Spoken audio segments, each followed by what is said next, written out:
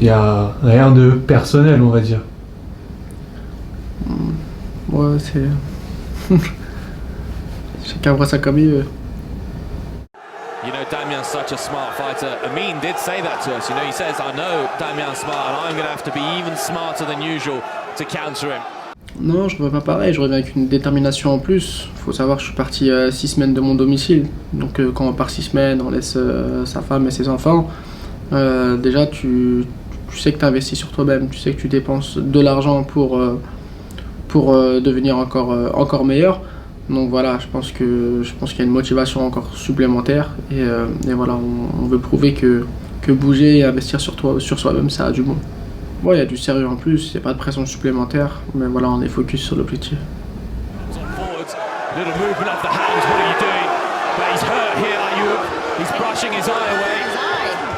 Est-ce qu'on peut avoir des nouvelles de ton œil qui a été blessé suite au premier combat contre Damien? Combien il t'a fallu de temps pour récupérer? Quel a été en fait le diagnostic?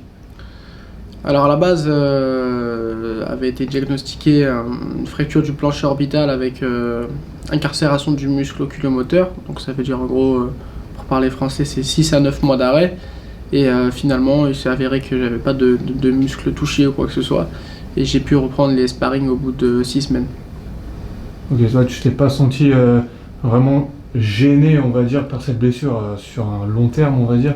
Non, sur le long terme, rien à dire. La blessure ne m'affecte même pas. Quand je sors du combat, je sens que mon œil est un peu touché, mais je me dis qu'il n'y a rien de si grave que eux pensaient en fait. Donc je rentre chez moi, je fais des analyses IRM, etc. Et puis finalement ça confirme le fait que voilà, il n'y a rien de super grave. Il y a quand même 6 semaines d'arrêt, mais voilà, c'est pas 6 mois, c'est pas 9 mois. Du coup, aujourd'hui, est-ce que pour toi, l'arrêt du médecin est justifié ou tu penses que justement tu aurais dû continuer ce combat? Bah, quand tu poses la question à un combattant, ouais, c'est vrai, tu te dis il peut continuer, mais on ne sait pas ce qu'aurait été le combat si ça avait continué, si j'aurais pris un coup supplémentaire sur l'œil, peut-être ça aurait pu s'aggraver, donc voilà. Quand le médecin, vient, regarde ton œil, te fait faire les tests, pour toi, à ce moment-là, il n'y avait aucun doute que le combat allait se poursuivre? Ouais, pour moi, je pensais que le combat allait reprendre directement. L'arbitre pensait ça aussi, et puis je pense qu'on a tous été un peu étonnés que le médecin dit non, on peut pas reprendre.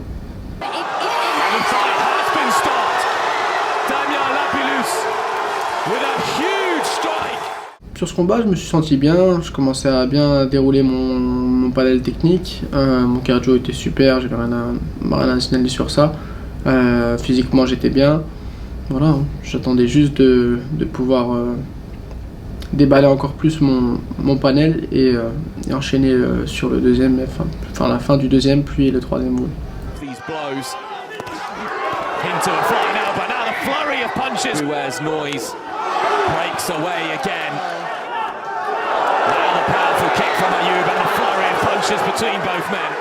En fait, je me sentais tellement bien que je me disais que je pouvais aller jusqu'au troisième round avec une pression constante, tu vois. Donc forcément, il y a de la frustration quand tu te fais arrêter au deuxième round.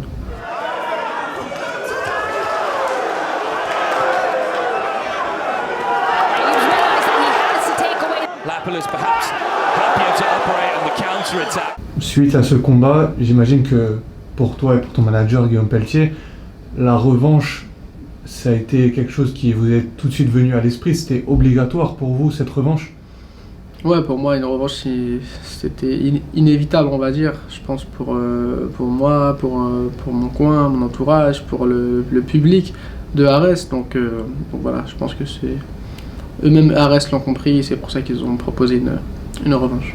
C'est un enjeu encore plus gros. Comme tu as dit, soit ça part pour notre côté, soit ça part définitivement de l'autre côté, quoi.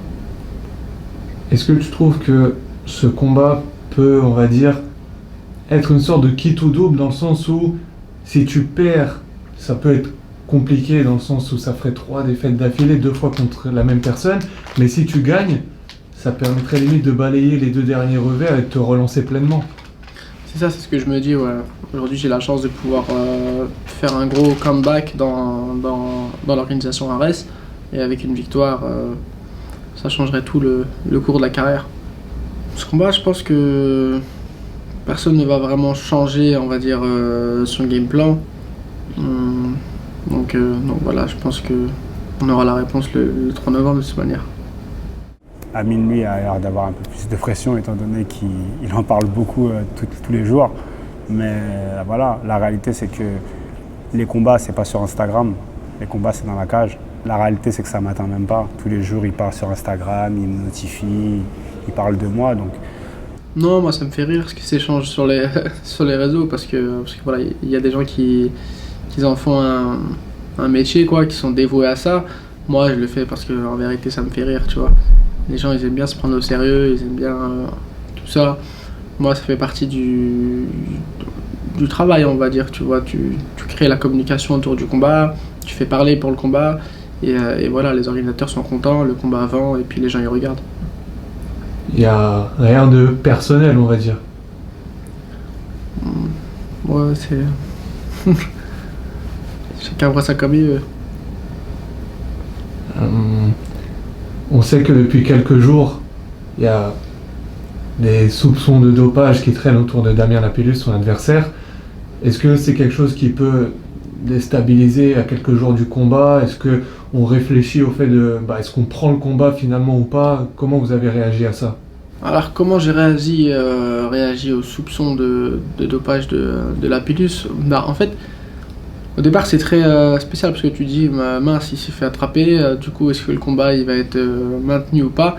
Tu sais que tu t'es entraîné dur pendant 2 mois, que tu es parti à l'étranger, comme je t'ai dit, investir ton argent pour faire une grosse prépa, et là à 1 semaine, 2 semaines du combat on te dit ouais, peut-être pas surpris le combat, il s'est fait attraper pour dopage, etc. etc.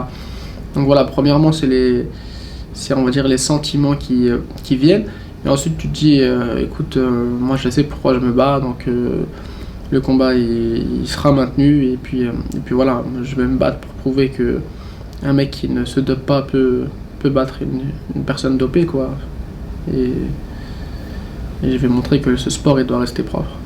À aucun moment tu t'es dit moi je vais réfléchir sur est-ce que je combats quand même ou pas? Ah ouais, non, dopé ou pas, je me dis pas que je veux reculer face à l'ennemi.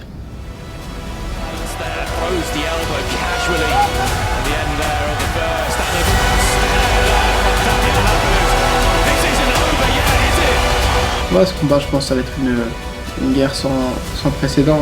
Là, on a la chance d'avoir 5 rounds pour pouvoir s'exprimer. Donc voilà, je compte l'amener profond dans les eaux profondes pendant ces rounds.